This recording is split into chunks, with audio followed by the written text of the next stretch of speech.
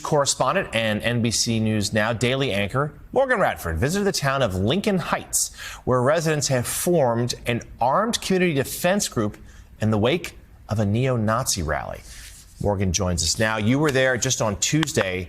What did the residents tell you about what's going on? Yeah, I was there just this week. John, it was fascinating because what's interesting is that this town was founded during the Great Migration back in the 20s as a refuge for black citizens, which is why it was especially painful when neo-Nazis suddenly appeared in this 3,000-person majority black town. But they decided to fight back, taking up arms and patrolling their own streets. Now they're at the center of a much larger debate about protection and free speech and who gets it. These aren't police officers or soldiers. We're business owners, we're fathers, we're sons, daughters. These are civilians, members of the Lincoln Heights Safety and Watch program. It's a duty. Okay, let's go.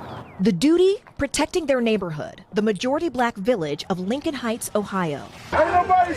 After neo-Nazis held a rally here last month, carrying rifles, waving swastikas, and hurling racial slurs, just moments before children were let out of school. At the time, law enforcement officials said the neo-Nazis did not break any laws, but an investigation by county prosecutors is ongoing. Weeks later, the KKK came with these flyers.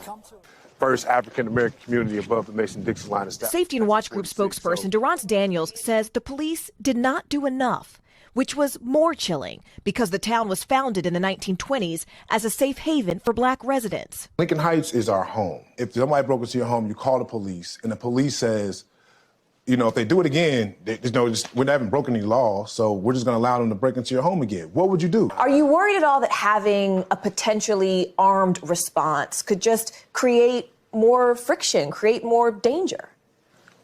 I'll answer that by saying I've never felt safer as a black man in my community than I have right now. The mayor of Evendale, which oversees the police force that responded that day, said in a statement to NBC News, "Our emphasis on de-escalation and public safety resulted in the incident's resolution without injuries to any of the persons involved." Come on.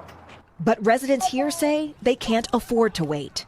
Every day, the Safety and Watch Group escorts children to school and patrols the streets. Why do you all wear masks?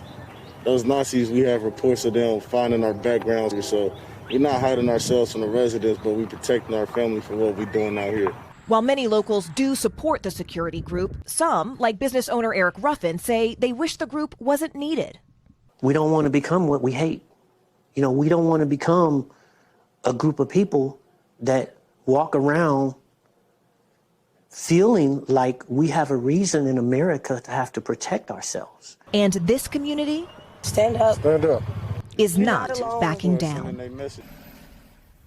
We contacted the mayor of Evendale's office, and they say that prosecutors are looking at body camera footage of the neo-Nazi rally to see if any criminal charges could be filed. But meantime, the Hamilton County Sheriff is also calling on state lawmakers to pass legislation making it a crime to wear a mask with the purpose of intimidation while open carrying, guys. So, Morgan, let me ask you, one of the people you interviewed there, a young man, said he's never felt safer in his community than he does now.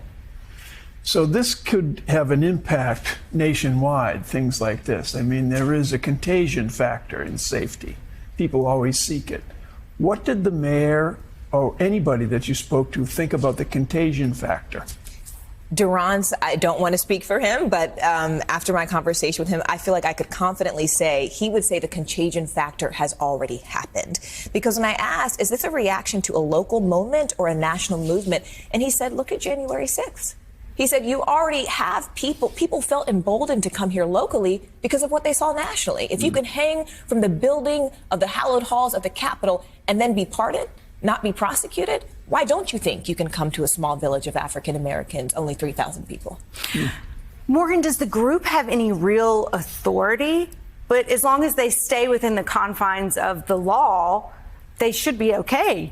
it's a great question. You know, I asked that basically, are you stopping cars when they come in because you think someone looks suspicious? Is that, you know, profiling in its own sort of way? And they said, no. We are patently aware of what our rights are and what our limitations are. They said, we're not officers. What we do is we are trying to cooperate with the police department. So if we see suspicious activity, because remember the KKK came back with flyers just after this rally. So they're saying this is more of a defensive posture to deter people from entering our community and showing them by virtue of our mask, by virtue of our guns, that you can't come here and we're not going to take this punchline down.